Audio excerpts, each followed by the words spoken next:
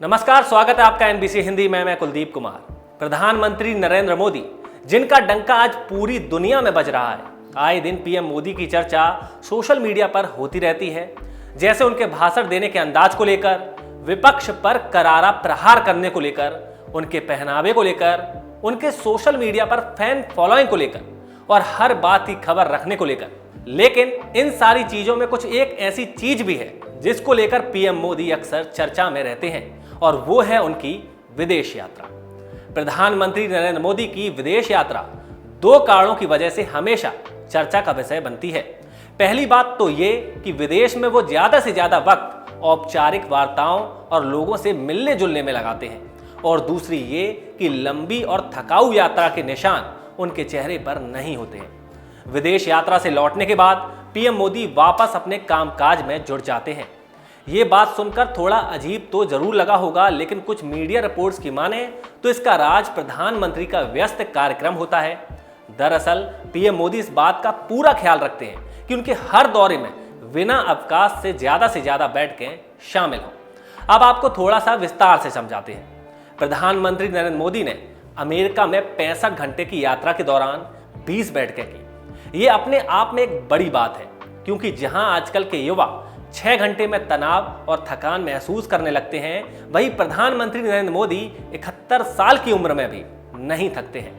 PM Modi की America की 3 दिवसीय यात्रा पर नजर डालें तो पहले वो 22 सितंबर को दिल्ली से अमेरिका के लिए रवाना हुए थे और फ्लाइट के अंदर ही अधिकारियों के साथ 2 बैठकें की। इसके बाद 23 सितंबर की सुबह होटल में फिर से 3 बैठकें हुई। उसी दिन कई बड़ी कंपनी के सीईओ के साथ भी भारत में निवेश को लेकर बैठकें की, और उसके बाद अमेरिका की उपराष्ट्रपति कमला हैरिस और फिर जापानी और ऑस्ट्रेलियाई प्रधानमंत्रियों के साथ द्विपक्षीय वार्ता की। मीडिया रिपोर्ट्स की माने तो प्रधानमंत्री ने अगले दिन अमेरिकी राष्ट्रपति जो बाइडेन के साथ द्विपक्षीय बैठक की और फिर क्वाड के शिखर सम्मेलन में शामिल हुए। 24 सितंबर को उन्होंने 4 आंतरिक बैठकें भी की। फिर 25 सितंबर को अमेरिका से भारत के लिए रवाना होने पर प्रधानमंत्री ने विमान में 2 बैठकें की। इसके बाद भारत पहुंचने के बाद पीएम मोदी ने अन्य बैठकों के साथ साथ केंद्रीय रक्षा मंत्री राजनाथ सिंह और केंद्रीय गृह मंत्री अमित शाह के साथ बैठक की। फिर अचानक रात को पीएम मोदी ने वो किया जिसकी कभी किसी ने कल्पना तक नहीं की थी। रविवार रात के करीब 8:45 बजे प्रधानमंत्री नरेंद्र मोदी अचानक नए संसद भवन के निर्माण स्थल का दौरा करने पहुंच गए। उन्होंने निर्माण स्थल पर लगभग 1 घंटा बिताया और नए संसद भवन के निर्माण की स्थिति का प्रत्यक्ष निरीक्षण किया। इस दौरान पीएम मोदी ने निर्माण स्थल पर काम कर रहे मजदूरों और कर्मचारियों से भी मुलाकात की। उन्होंने उनसे बात की और काम से जुड़ी जानकारियां भी ली। पीएम मोदी ने कामकाज का काफी करीब से मुआयना किया।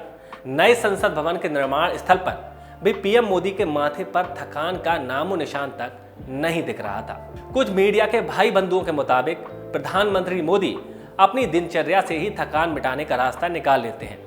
वो खुद को इतना व्यस्त कर लेते हैं कि विमान यात्रा से हुई थकान का प्रभाव उन पर नहीं पड़ता है। दरअसल ये प्रधानमंत्री नरेंद्र मोदी की बहुत पुरानी आदत है।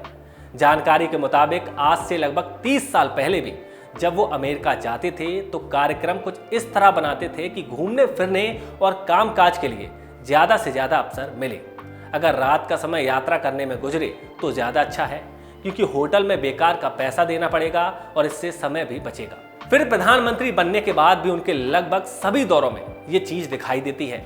ऐसा भी हुआ है कि 3-4 देशों की एक साथ यात्रा में वह 3-4 रात ही होटलों में गुजारते हैं और बाकी का वक्त फ्लाइट में। एक अधिकारी ने यह बताया कि प्रधानमंत्री नरेंद्र मोदी इस बात का पूरा ख्याल रखते हैं कि जिस भी जगह वो जा रहे हैं वहां के टाइम के अनुसार फ्लाइट में वो आराम कर लेते हैं। इसके साथ ही वो इस प्रकार की यात्राओं में पानी ज्यादा पीते हैं ताकि थकान का असर कम रहे, और यही कारण है कि वो वापस आने के बाद भी वह तत्काल काम में जुट जाते हैं। तो ऐसे हैं हमारे देश के प्रधानमंत्री नरेंद्र मोदी, जो 71 साल की उम्र में युवाओं को टक्कर देते हैं। आज के लिए बस इतना ही। अगली बार आपसे फिर मुखातिब होंगे। तब तक के लिए नमस्कार।